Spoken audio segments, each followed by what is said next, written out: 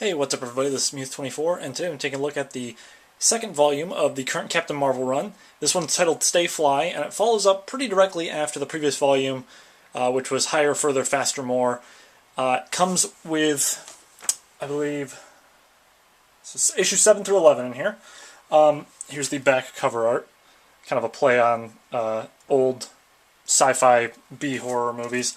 As you can see on the cover here, we have Carol, Captain Marvel, and Rocket Raccoon, and a bunch of cats. And that's where it picks up from the previous volume, is that it's dealing with Rocket trying to convince Captain Marvel that her cat is in fact not a tame house cat, but a very rare species of alien known as a flurkin, and that they are potentially highly dangerous because they have portals to basically pocket universes inside of them, and that they can spawn hundreds of offspring at a time.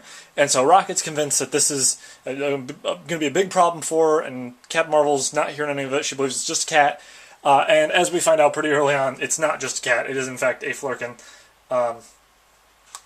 And the intro to this is a little odd because we have a flashback to a few important points in Carol Danvers' history here. One of them being a flashback to the Builders, which were a big part of the Infinity storyline.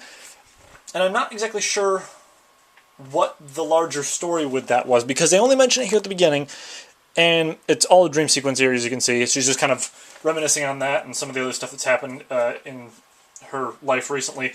But they don't bring it back up later on, so I thought that was kind of weird. I don't know if it's going to come back up in the third volume when that comes out.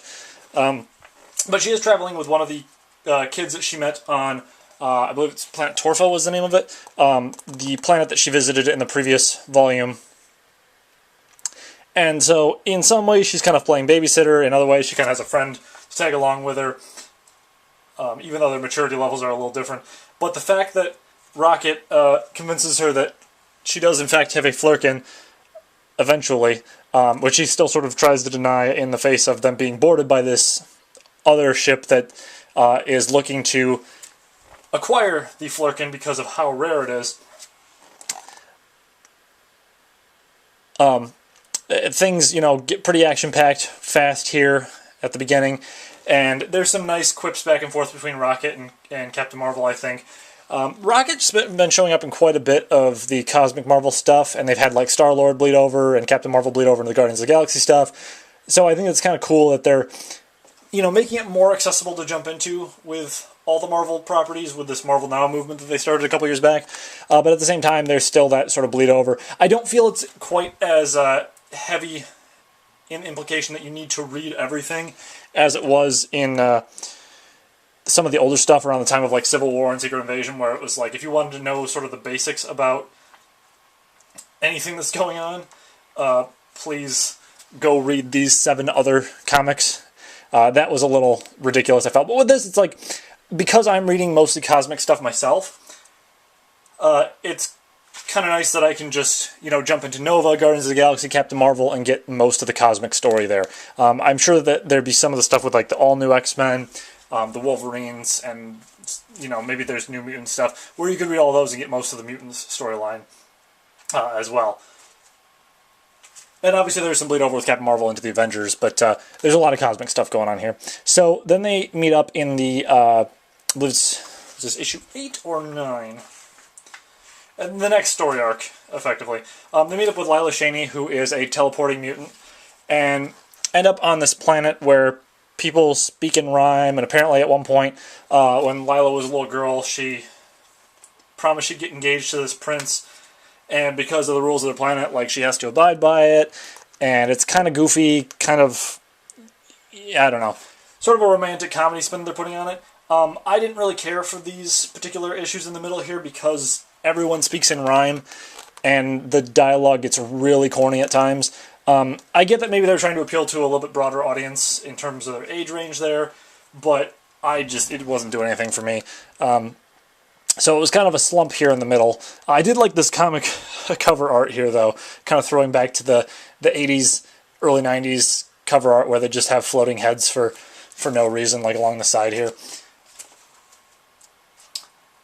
But then we get back to some stuff on Earth, which is kind of a curve I didn't expect, but I really enjoyed it. We get some letters that Lila brings to Carol, explaining what her friends have been up to, what Jessica Drew, Spider-Woman, and Rhodey, War Machine / Iron Patriot, in this particular story arc. It's weird because I think he was War Machine when she left, and now he's Iron Patriot in this one. But anyways, we get a little bit of a play-by-play of what's been going on Earth, and what Carol's been missing during her time in space. And then we have a little trip back to Earth here at the end. And it's Christmas, and I won't spoil what happens here at the end, but it is kind of nice to see them go back to where Carol set off from. Because most of the time we've been spending up in space dealing with aliens and in galactic scale politics and conflicts of that nature.